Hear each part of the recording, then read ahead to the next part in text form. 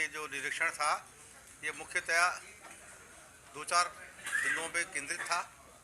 एक तो हमारा जो डेडिकेटेड फ्रेट कॉरिडोर है DFCC, उसके निर्माण को गति प्रदान करना। एक हम लोग अपना नए व्यवसाय को ढूंढ रहे हैं, नए बिजनेस को ढूंढ रहे हैं, और यहाँ पे जो कारपेट इंडस्ट्री है भदोई की और बाकी जो दूसरी यहाँ की लोकल इंडस्ट्री हैं उसको इस डेडिकेटेड फ्रेट कॉरिडोर का फ़ायदा कैसे मिल सके, मल्टी मोडल पार्क कैसे बनाया जाए, लॉजिस्टिक पार्क।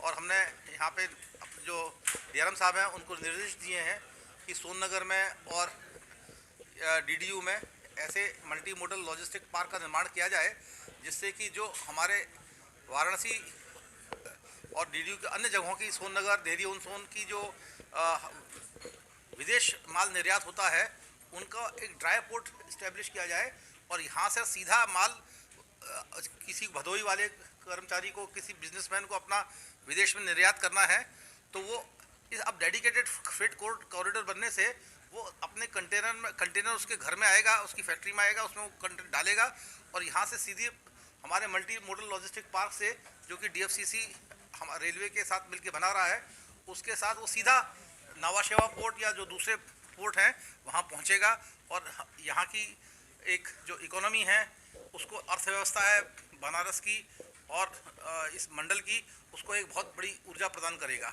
इसके अलावा आज हम लोग सब लोगों के लिए बड़े हर्ष की बात है एक कि इस स्टेशन का नाम पहले जो मुगलसराय था उसको पंडित दीनदयाल उपाध्याय जंक्शन पे रखा गया और आज उनकी पुण्यतिथि है। आज हमारा स्टेशन पे उनकी मूर्ति पे माल्यार्पण करने का भी एक प्रोग्राम है। उसके साथ साथ हम स्टेशन एरिया का भी निरीक्षण करेंगे और एक जो बहुप्रतीक्षित कार्य था दीनदयाल उपाध्याय जंक्शन का, यहाँ की जो सिग्नलिंग प्रणाली है वह बहुत पुरानी थी, उसको हम इलेक्ट्रॉनिक सिग्नलिंग प्रणाली पे बदल रहे हैं और यह विशालकाय कार्य, क्योंकि आपको पता होगा कि ये DDU जो है दीनदयाल उपाध्याय जंक्शन विश्व का विद्युतीकृत सबसे बड़ा यार्ड है।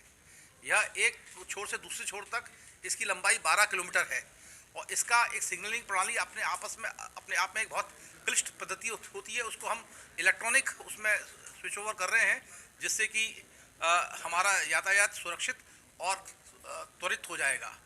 हम यह भी कोशिश, और मैंने आपको बताया था कि अब हम 2024 तक, अभी हमने कुछ समय पहले 130 किलोमीटर प्रति घंटा की रफ्तार में इसको गति दी थी धनबाद से लेके पूरे दीनदयाल उपाध्याय जंक्शन स्टेशन तक। अब हम कदम बढ़ा रहे हैं 160 किलोमीटर प्रति घंटे की रफ्तार की तरफ और हमें उम्मीद है कि हम 2024 तक 160 किलोमीटर प्रति घंटे की रफ्तार से इस सेक्शन में ट्रेनें चला पाएंगे। और इसके साथ ही गया में एक हम बड़े विशालकाय मेमू शेड का निर्माण कर रहे हैं, जिससे कि इस आपके मंडल से, वाराणसी से और दूसरी जगह से जो मेमू ट्रेनें गुजरती हैं उसका लाभ आम यात्रियों तक पहुंच सके और वो एक गति सीमा भी उनकी ज़्यादा रहती है, उनकी ब्रेकिंग, एक्सीलरेशन सब फास्ट होता है और उससे आपको अपने जो रोज़मर्रा के जो दिन प्रतिदिन के जो कर्मचारी अपने काम पे जाते हैं वो शीघ्र पहुंच जाएंगे। स्कैनिंग मशीन का भी आज उद्घाटन करना है, स्कैनिंग मशीन का भी स्टेशन। हाँ, एक जो सिक्योरिटी, आपको जैसे बताया था कि हमारे जितने भी महत्वपूर्ण स्टेशन हैं जिसमें दीनदयाल उपाध्याय स्टेशन भी शामिल है, उनको हमने CCTV से तो ऑलरेडी कवर कर लिया है। अब आप कहीं भी जाते हैं स्टेशन में, सुरक्षा की दृष्टि से वह आदमी हमारी कैद में रहता है, हमारे कैमरे की कैद में रहता है, हमारे सुरक्षा कर्मियों की कैद में रहता है। इसके साथ 160 किलोमीटर प्रति घंटे की रफ्तार की जो हमारा प्रोजेक्ट है, उसके तहत हम दीनदयाल उपाध्याय स्टेशन से धनबाद स्टेशन तक पूरा एक बाउंड्री वॉल दोनों तरफ बनाएंगे जो सुरक्षा में कामयाब होगी। और आज लगेज स्कैनर का भी हम शुरुआत कर रहे हैं, जिससे कि जो भी कार और लगेज आता है उसमें किसी तरह की सुरक्षा को खतरा ना पहुंचा सके, कोई ऐसी असामान्य चीज़ें आती हैं तो। Thank you.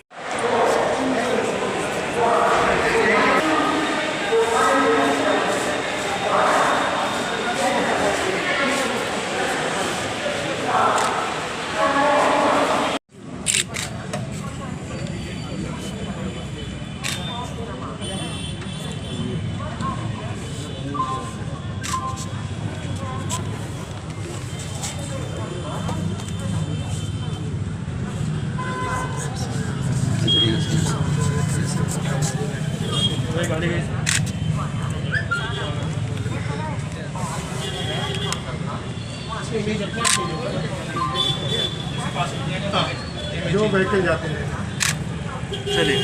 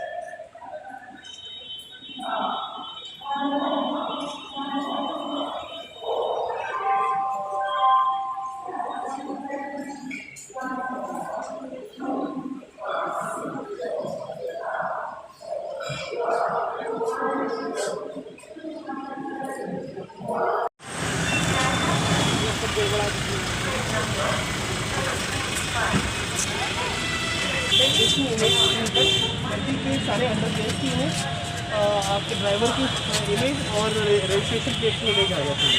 तो करीब 1 लाख आ रहा है 1 लाख डाटा हमारे पास एनी टाइम रहेगा। क्योंकि अंडर केस में कोई मॉडिफिकेशन होगा तो वो और अकॉर्डिंगली हम उस व्हीकल का रेडी होते हैं। ये बटन भी हमारे कंट्रोल में है। ये मैम यहाँ से होता है।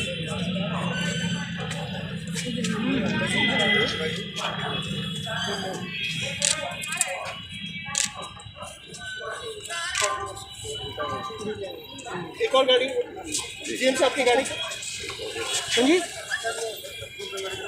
ये आप दिखाइए।